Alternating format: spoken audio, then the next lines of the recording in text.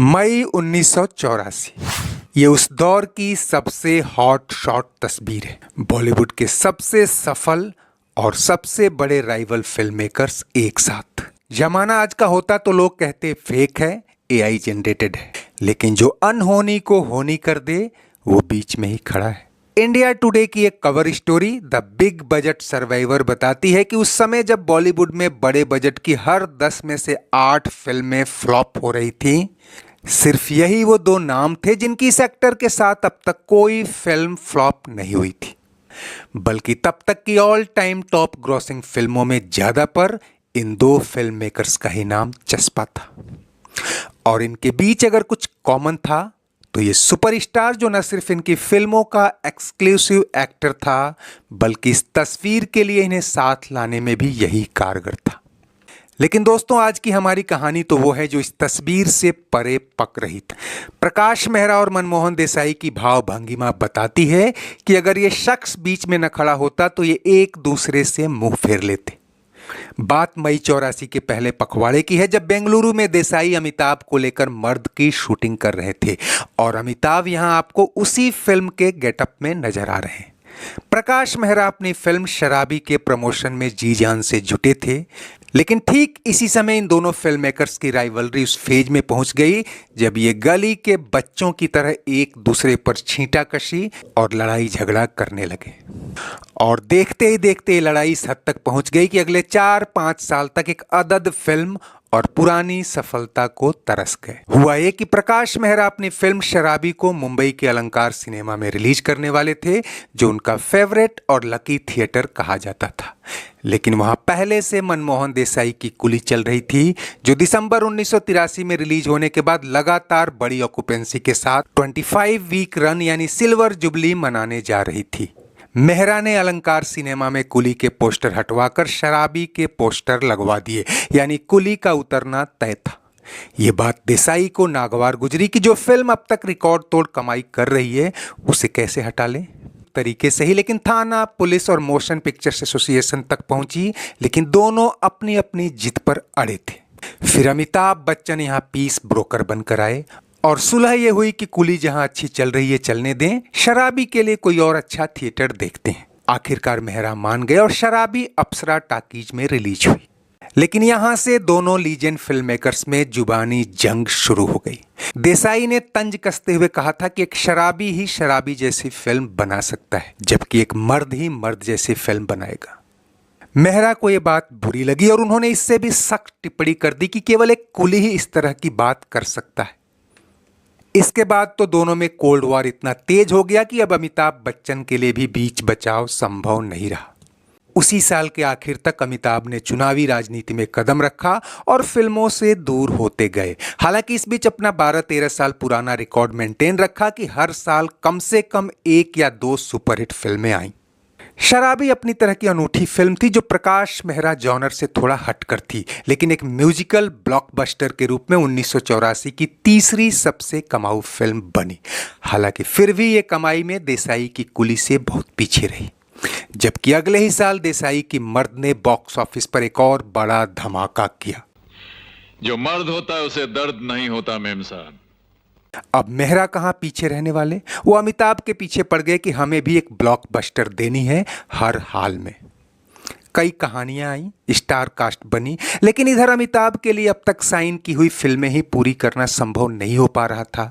ऐसे में मेहरा के प्रोजेक्ट वो टालते रहे, हालांकि इस भरोसे के साथ कि मैं देसाई के साथ भी कोई फिल्म नहीं कर रहा हूं, अगर करूंगा तो आपके साथ भी करूंगा।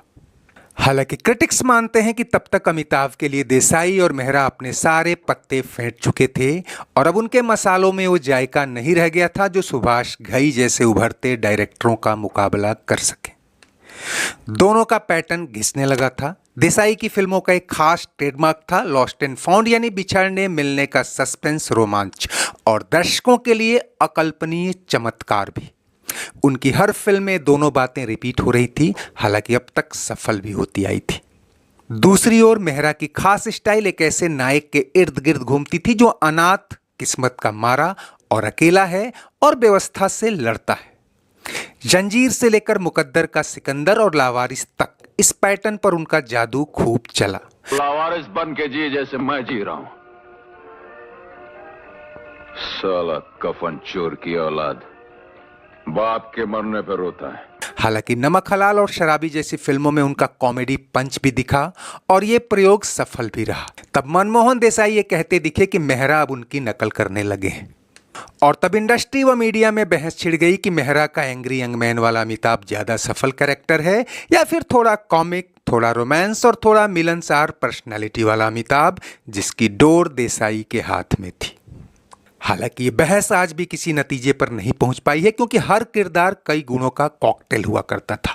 लेकिन दूसरे प्रोड्यूसर्स ने जब अमिताभ को एंग्री रूप में ही भुनाना शुरू किया और कालिया से शहंशाह तक उसे पहले जैसा पब्लिक रिस्पांस मिलने लगा, तब मेहरा को भी लगने लगा कि दुनिया उनकी कलम, कूची और कैमरे की मुरीद हो रही है और उनकी भी नकल की जा रही है। देखा थोड़ी देर के सपने में क्या क्या देख लिया विशाल, तू सपने से डर गया। खैर, जैसे तैसे 1987-88 तक अमिताभ को लेकर देसाई और मेहरा ने दो फिल्में प्लान की। देसाई की गंगा जमुना सरस्वती तो फ्लॉप रही, जबकि उनसे पहले मिथुन और अमिताभ को लेकर एक फिल्म प्लान कर चुके मेहरा ने उसे डंप करते हुए उसकी कहानी एक नई फिल्म में मर्ज कर दी। नाम था जादूगर। और यहाँ एक बड़ी गफलत हुई जिसने इन दो प्रतिद्वंदियों को अमिताभ से भी हमेशा के लिए दूर कर दिया। दोनों ही फिल्में फ्लॉप हुई, लेकिन मेहरा को इस बात का मलाल रहा कि तूफान में उनकी फिल्म जादूगर का प्लॉट तो नहीं, कम से कम एक किरदार तो उनकी फिल्म जादूगर से चुराया ही गया था। उन्होंने अमिताभ से शिकायत की कि जब आप दोनों ही फिल्मों में एक साथ काम कर रहे थे तो हमें क्यों नहीं बताया कि उस फिल्म में भी जादूगर का कैरेक्टर है। अमिताभ का दावा था कि मैंने कभी किसी से दूसरी फिल्म का किरदार शेयर नहीं किया और जब दो फिल्मों की यूनिट में इतने सारे लोग कॉमन हो तो लीक तो कहीं से भी हो सकती है। करते हो तुम कैसे, सबका ये सवाल है। खैर, बच्चन की माने तो दोनों फिल्में कमजोर प्लॉट और ट्रीटमेंट के चलते असफल हुई, जबकि क्रिटिक्स का कहना था कि अमिताभ की ढलती उम्र अब वो चार्म पैदा नहीं कर पाई जिसकी दुनिया दीवानी थी। खैर, आपको जानकर हैरानी होगी कि इंटरनेट पर इन फ्लॉप फिल्मों की व्यूअरशिप भी मिलियंस में है। इसके बाद तो न ये दोनों फिल्मकार कभी साथ दिखे और ना ही अमिताभ संग इनकी फिल्में आई, लेकिन आखिरी दो फिल्मों को छोड़कर जो कीर्तिमान ये बॉक्स ऑफिस पर रच गए थे उसे तोड़ना आज तक किसी के लिए मुमकिन नहीं हो पाया। खैर, मेहरा और देसाई में आपका फेवरेट कौन था और किसे आप अमिताभ के सुपरस्टारडम में बड़ा फैक्टर मानते हैं, जरूर शेयर करें। वीडियो लाइक और शेयर तो करें ही, अगर चैनल सब्सक्राइब नहीं किया है तो वो भी करते चले। कमेंट बॉक्स में आपकी हर राय का स्वागत है। शुक्रिया, नमस्ते, आभार।